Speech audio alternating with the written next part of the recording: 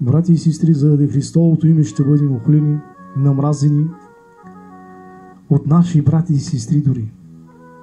Ма защо искам да го кажа тук? Защото вярващите хора станали лоши. Ма защо?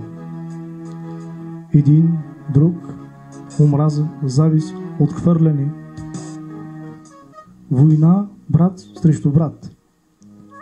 Докъде сме го довели това нещо, брати и сестри? Исках да разкажа тази случка. Един брат, когато работех в Испания, един брат ме срещна и казва: брат, като идвах към теб, духът на Бога в мен ме е говорил, ме е казал така: невярващите хора повече се уважават от вас. Вие не се уважавате. Вие ни показвате любовта ми, че аз съм Господ любящ, който ви дадех любовта си, е във вас. Това ще ни спаси. Поправлението.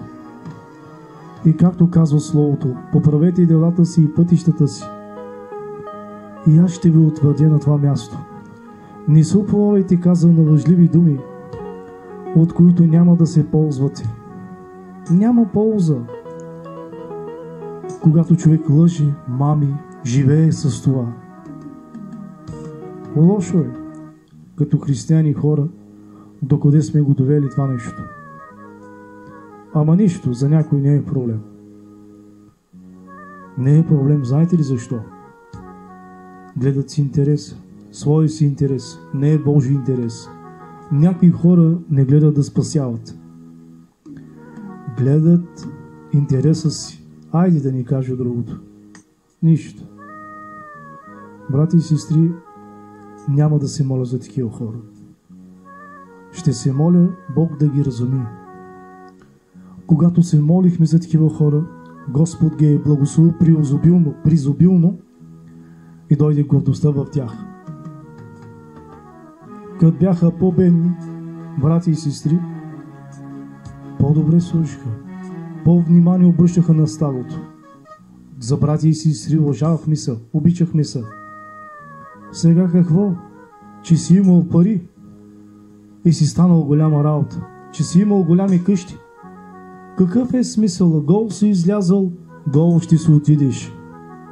Глупецъл. Лошо е за някой.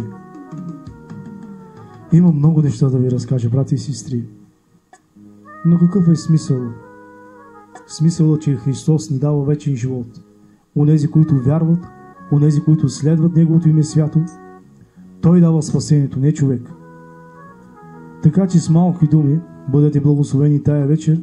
Нека нашия Господ Исус Христос да ви даде мъдрост как да служите и да устоим всички до край в Христовото име тая вечер. Ви благославям в името на нашия Господ Исус Христос, комуто да бъде слава от сега до века. Амин.